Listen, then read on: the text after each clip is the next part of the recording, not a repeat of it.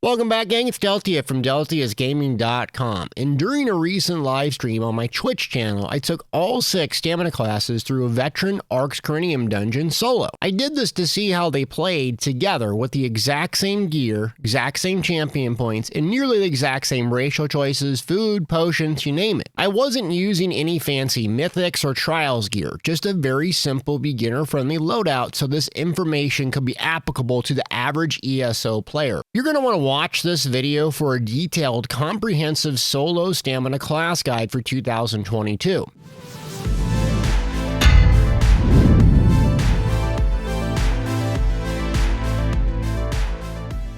The pros and the cons of each classes with a generic highly survivable build that can be used on any class with some simple tweaks. And after playing all 6 classes in a vacuum solo, the results were shocking and not at all what I expected. Before we get into the class specifics, let me share with you my generic setup I use on every single class, and most importantly, why. For the gear, I went with 2 5-pieces and a monster helm. This is the simplest and easiest way to obtain stamina PvE DPS loadout gear that's effective and doesn't require 10 DLCs, chapters for mythics, or trials for other gear. A common setup folks have been using for ages now is 5-piece Hunding's Rage, which gives you 2 lines of weapon critical, 1 line of max stamina, and 300 weapon damage as a 5-piece. This is craftable and extremely easy to obtain. The second 5-piece that I pair with it is Briarheart. This matches well with Hunding's Rage 2 through 4 pieces, and the 5-piece has a chance to proc 450 weapon damage for 10 seconds. And during that time, critical strikes heal you. They don't heal for a ton, but if we have over 50% weapon critical with a lot of damage over time effects, they add up for some great self-healing. The monster set I went with is Stormfist from Tempest Island. The 1-piece gives stamina recovery, which is nice, not using any trials gear, and the 2-piece deals massive single target and AoE damage. Even solo, I was able to land a 40,000 hit on the final strike fully buffed because now proc sets can critically strike, and oh boy does it feel it. If we look at my simple and yet highly effective Microsoft Paint gear chart, this is what it looks like using this gear setup. I go with 7 medium armor to help us sustain and increase our weapon damage. I go with all Divine's traits on the body with stamina glyphs, and since I'm using a 2-hander, I go with the sword, though truly solo you can go with the mace to reduce armor because no one else in your party is going to be doing it for you like a tank would in a normal group. Just remember that PvE mobs have 18,200 armor, so with major breach up you don't want to go over this, otherwise you're wasting stats. Backbore sword infused with weapon damage enchants, which continues to proc even though we're on our front bar. Briarheart jewelry comes in robust, which is kind of meh at endgame, and if you have the transmute stones, I'd highly recommend changing the trait to bloodthirsty as it'll add a lot of damage to your build. And if you're a brand new player and cannot, don't worry about it, it'll get you by for a very long time. Now, quickly running through the champion points here. Warfare tree, I go with Untamed Aggression, Fighting Finesse, Deadly Aim, and Master of Arms. While the red fitness tree, I go with Balanced Vitality, Fortified, Bastion, because it pumps up our carved shield, more on that later, and Bloody Renewal. I use the weapon power potions that provide 100% uptime on weapon damage and weapon critical buff if you have the medicinal use passive maxed out from the alchemy tree. Along with the Arterium's takeaway broth food. Now is the important part, and that's the skills, which I use double 2-hander with a very similar layout and structure. Take this as a base and let me explain why it's so strong, especially for solo. On the front bar, the primary reason you run a 2-handed over dual wield is because you don't have mythics or trials gear to carry your survivability and sustain. And Carve Morph of Cleave does exactly that, making you very survivable. The ability hits in a 6-meter radius, does bleed damage up front, and you can stack the bleed effects up to 3 times. And the best part, you get a decent damage shield every time you swing. That damage bubble can be increased by 15% via the Bastion champion point passive, essentially making you survivable as a magic build, assuming using the skill, so use it. Carve does a lot of things for us. It acts as our single target spammable, AoE spammable, and oh crap panic button on our front bar. But what it does not do is an execute, and that's why we have the Executioner morph of Reverse Slash from the 2-hander, a single target execute that scales up to 400% more damage, but below 50% health. It's that 400% skilling that makes it one of the strongest executes in the game and the reason you see a lot of two-handers being used. Now the backbar weapon is up to you.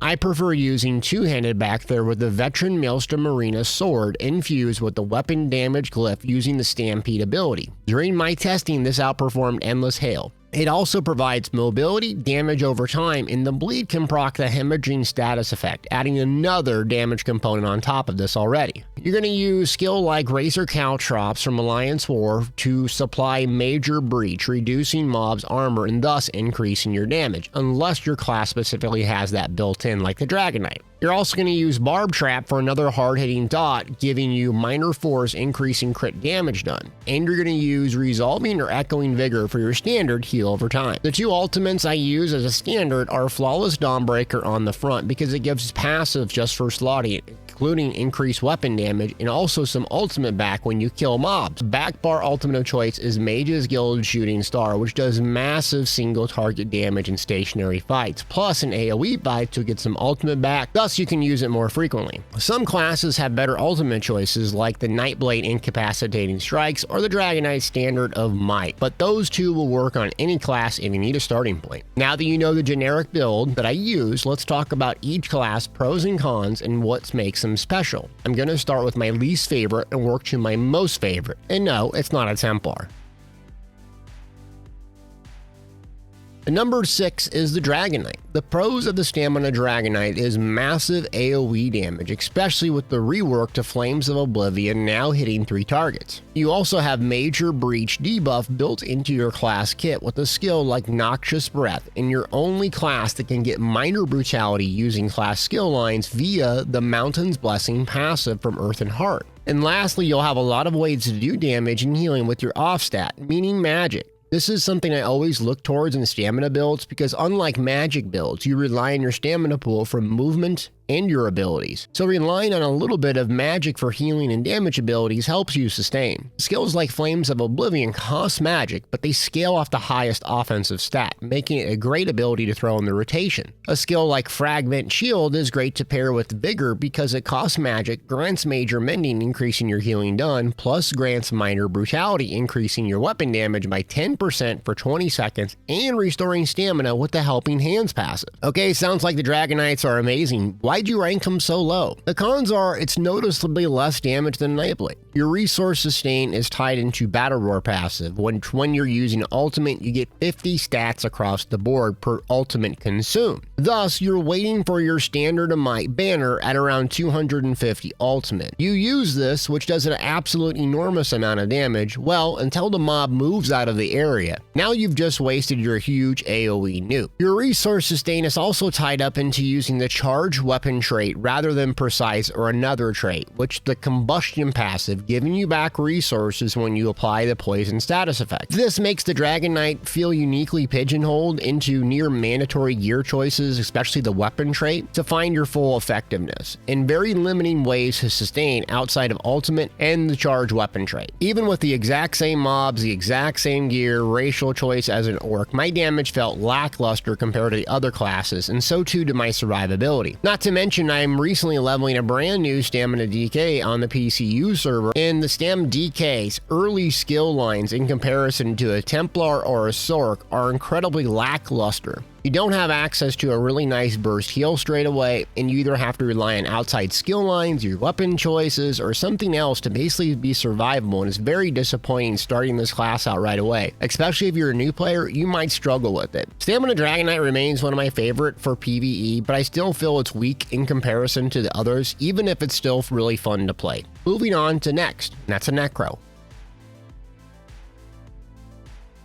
The pros of the Necromancer are mind-blowing DPS. You have the strongest damage ultimate in the game, Pestilence Colossus, giving you, or if you're in a group, your entire group 12 seconds of major vulnerability, increasing damage done by 10%. This is absolutely amazing and unique to the Necro. Another advantage and one of the disadvantages of the class is Blighted Blast Modes. With a 2.5 second delay in travel time, you're looking right at about 3 seconds for a massive AoE nuke. This is the trick to the Necromancer, and the major downside is babysitting this 3-second damage over time, which is very hard to do. If you can though, it hits like a Mack truck even with basic gear, and this is the key to optimizing your damage and your effectiveness on this class is constantly casting Blast Bones every 3 seconds off cooldown. The Necro is also unique in that it creates corpses which you can use for other purposes. 2 that I use and 1 on my character is Detonating Siphoning, a very strong hard-hitting damage over time, which has an added bonus of 3% damage increase just for slotting the skill on your front bar. The second corpse I use is for Mortal Coil, a sustain and healing ability that gives back stamina and gives you increased healing done by 3% while slotted. This makes the Necro fun and different, casting Blast Bones, creating corpses to feed your sustain and damage loop, and oh boy, there's a downside, and that's a complex rotation. The roughly 3-second cast time means you're only going to be able to do basically 2 abilities and a couple of light attack weaves before you need to reapply Blast Bones again.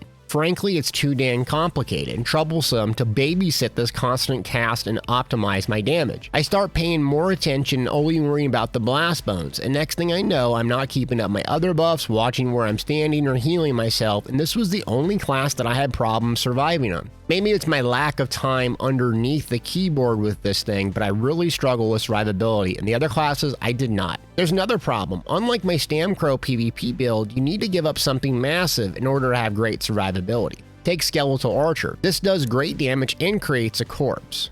This critter also feeds into your sustain loop via the Undead Confederate, giving 200 stamina recovery while active. But in order to survive, I needed to drop this and take Spirit Guardian, which reduces my damage by 10% and gives me some good healing over time. I still had some sustain issues even in single target when running Spirit Guardian and Mortal Coil. And frankly, besides seeing a massive AoE Blast Bones go out, I just don't care for the class and stamina PvE DPS. It's too complicated, too focused on Blast Bones and feeding corpses, whereas my Templar can just throttle down on literally 1 ability and do good DPS. A Sorcerer can use a pet and have very simple build, or my Nightblade, I can just rip it with a spammable and light attack weaving. Necromancer solo is not my cup of tea. Moving on to number 4, and that's my cup of tea, Templar. The Templar, and that is the easiest of all classes, the Templar. There are many Templars who are known for doing great damage with literally 1 bar. Power to Light, Barb Trap, another Fighter's Guild ability or 2, Biting Jabs, and that's it. Biting Jabs is your real strength here in that it does so much damage single target and AoE, you don't need a more complex bar setup, you don't even really need to execute. You can just use Biting Jabs in all situations. Load up your front bar with passive buffs and jab away. Another strength of this Templar is the resource sustain is absolutely mental. You have Repentance sucking up corpses for stamina and healing for free, which is fantastic when playing solo because there's almost always additional mobs or enemies you can do this with. You'll also have Restoring Focus or Rune. Sending your Rune gives you health, stamina, armor, and minor mending, allowing you to heal for more and cost nearly nothing. As a Templar, you have many ways to be survivable with your off stat like Magicka, using one of my favorite skills in the game, Living Dart. This will heal you up to every half second when taking damage and scales in effectiveness off of max health or spell damage. Even with low max health or low spell damage, the healing per second is staggering when taking pressure, allowing you to drop skill like Harp for protection and rely on Bubble, as I like to call it, for protection. Channeling your magic for survivability and stamina for just damage is the other advantage of the Templar, giving you a lot of really good resource sustain. Another advantage of the Templar is you get some of your best abilities straight away, so leveling you're able to mow through content, whereas something like the Dragonknight might have trouble. So what are the cons of this Templar? Well, the downside is the damage is noticeably less than the next classes I'm going to list off. What you have is a very simple build with less damage than the top performers. You are very survivable and have great resource sustain. If you're a new player watching this, it's a great class to main if you struggle with complex rotation or maintaining crazy gear sets from trials. At endgame, you'll be highly effective with a simple gear setup and rotation. Now, you won't be number 1 DPS out there, but you won't be running out of resources, you won't die constantly, or you shouldn't at least, and it'll be much easier to pull off than a complex Sweatlord rotation. Moving on, and that's number 3, the Sorcerer. Sorcerers are unique in that they have their very own built-in pale order per se via the Stormcalling skill, Critical Surge. This skill will give you your own major brutality buff and heal you when you deal critical damage for the very new ESO player out there. It's what I highly recommend when playing a stamina build first. Stam Sorc. You don't even need Vigor from the Alliance War skill line for a burst heal if you don't like PvP. You can use your pet, Unstable Clan Fear, for massive burst healing. Not to mention it does really good damage and acts as a decoy when you need it. The Clan Fear has a couple of added benefits. You can activate this ability for a burst heal that costs magic rather than stamina, thus keeping up your sustain, and I was able to critically heal myself for 14,000 solo. Now running both a pet and Critical Surge, you'll be insanely survivable, and you get this pet straight away as a new Sorcerer, making it very easy to level. Another built-in advantage of the Sorcerer is the speed, and that's from a skill called Hurricane. This skill does many things in one. It gives you massive AoE damage, your armor buff making you sturdier, and Minor Expedition, which stacks on top of Major Expedition, making you the fastest possible character on the battlefield. Lastly, a huge pro is the skill Dark Deal, which I primarily use in PvP. It allows you to exchange magicka for stamina and heals you. The downside, it is a channel, it can be interrupted, or if you get stunned, you might not be able to use it. But with the right resource sustain loop, you'll be able to have infinite resource sustain, using your magic pool, drawing on that to feed into your stamina pool. What are the cons? Well, there aren't many cons if I'm being truthful with the Stamina Sorcerer. It has everything that you could want. The only thing it lacks in comparison to what I'm going to rate ahead is simple raw damage from the Stamina Warden and the Stamina Nightblade. If I were a completely brand new player out there, unfamiliar with ESO, and I wanted to pick up a stam build, I'd highly recommend a Stamina Sorcerer for that reason. It's easy, it's very survivable, has good damage, and you get some of the best skills straight away. You don't even need to do PvP to have good survivability, so if you just anti-PvP, this is one you can do at beginning, end game. It's great. Number 2 is the Stam Warden, and the Warden was the one class that shocked me. According to some PvEers, it has some of the highest DPS at true endgame. Even with basic gear, that was apparent early on, as I was just mauling through everything. You have some unique advantages against the other classes. Unlike the Necro, you have a hard-hitting ability, Subtraining Assault, cast a second time, giving you a 6-second uptime rather than 3 seconds or so with the Necro, making the build not the simplest, but much easier to pull off than the Necro. You also have Growing Swarm, a hard-hitting damage over time that gives minor vulnerability, increasing damage by 5%. And Birds of Prey, simply slotting this on your front bar grants minor Berserk, increasing your damage done by 5%, and an extra 2% damage increase via the Advanced Species passive. And the Advanced Species passive is where this class really shines in endgame. Load up your bar with Animal Companion abilities, including the ultimate, and bang, you have a percentage-based damage increase just for slotting skills. Speaking of the ultimate, the Wild Guardian Pet ultimate shines in solo play. It acts as a decoy, stun mobs, and it hits extremely hard at only 75 ultimate. Plus, this ability acts as an execute, making high HP bosses just melt in combination with your two-handed execute. The Animal Companion skill line furthermore has some of the best passives in the game, like Bond with Nature. Anytime one of your companion skills end, you are healed for 1260. This you can use to spam Bullnetch, your resource sustain tool that doesn't have any cost associated with it, resulting in a totally free and small heal. Moreover, the Flourish passive gives stamina and magic recovery by 12% for slotting Animal Companion ability, making double barring our ultimate even better choice. The Standum has a great blend of damage, simplistic nature, and good healing if you choose to slot those skills. The only really downside I had with the stamina was my resource sustain. I don't think it's an inherent problem in the class, but I just couldn't hold the same sustain like my Templar, Sorc, or Nightblade, especially single target. I checked my CP, my food, my racial passes, and I just couldn't figure it out. Another thing about the class is the Bear ultimate may not be your thing. Sure, you can use ultimates like Dawnbreaker and Meteor, but you'll lose out on important passes for doing so and overall hurt your DPS. Overall, I hadn't spent too much time underneath the keyboard with my Standum, especially solo, and I was shocked at how well it did. But there's one that did better, my absolute favorite, and that's the Nightblade. I'm shocked I'm putting the Nightblade here number 1, but it was created to do one single thing. Big DPS, and it does exactly that, solo or in a group. The key advantage of the Nightblade is the relentless focus ability. rewarding you with stacks of increased weapon damage of 60 up to 5 stacks as you light and heavy attack weave. At 5 stacks, you'll be able to shoot off a massive attack at half the cost. No other class has an inherent way to just do light attacks, increasing your weapon damage by up to 300. Not to mention firing off this extra special attack that, if it lands in melee range, will heal you for 33% of the damage done, resulting in a massive heal even when playing aggressive. Even slotting this skill in your front bar via the pressure point passive gives us more weapon critical. Oh, and let's not forget another important passive from this Assassination skill line, and that's Hemorrhage, increasing critical damage done by 10%, which the Templar has something similar as well. But Nightblades grant minor savagery, dealing critical damage gives you the most critical possible solo and the highest crit damage possible solo. Yes, there's a critical damage cap,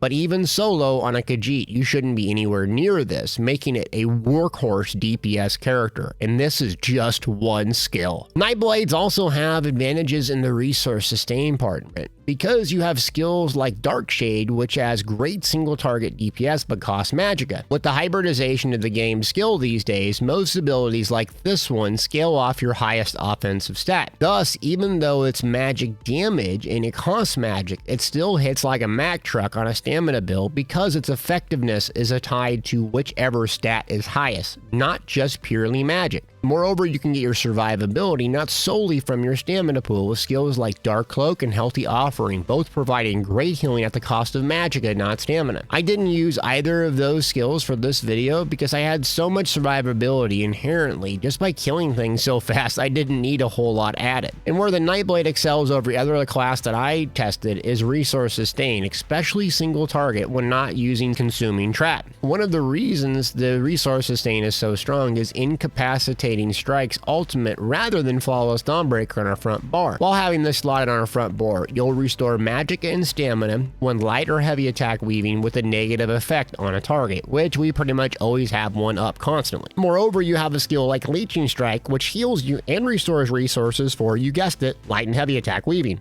Simply put, if you can light attack weave properly on a stamina Nightblade, you'll resource sustain, heal, build up stacks to increase your weapon damage, and absolutely melt in the battlefield. You're rewarded for not having some super uber complicated build, but just by light attack and heavy attack weaving. This also may be vain to say, but the Nightblade just looks and feels so cool and unique. It's the rogue class from every game dating back to D&D days and plays just like it. You're rewarded from attacking from the flank with the Master Assassin passive, so your brain is hardwired to always get to the side or the back of an opponent, making the class enjoyable and unique in a different way than others. And the rotation and abilities are not nearly as complex as the Necro or even the Warden, making it one of the most fun and simple yet. What are the cons to the Nightblade? I can't really think of any besides not having Subterranean Assault or Blast Bones, two hard-hitting abilities like the Warden and Necro have. It looks cool, survives well, great resource sustain, and crazy high damage that's easy to pull off. Not to mention, it's a great class to quest on, because you can stealth and cloak by enemies that you don't wish to fight. You can do your thieving, Dark Brotherhood, whatever you desire, and that's why I use my Khajiit Nightblade as my main story character this day. When I first started the experiment, I figured Templar would be my number one, but it was far from it. When you play these classes in a vacuum, back to back to back, without fancy gear that carries your sustain and survivability, you can really see the pros and cons. I hope you got something out of this video, and if you'd like me to do the same for Magic, hit that like, subscribe, and leave me a comment below. Also check out my Twitch channel, twitch.tv/Deltiasgaming, where I play and test these builds live, along with PvP and other content. Thanks for watching.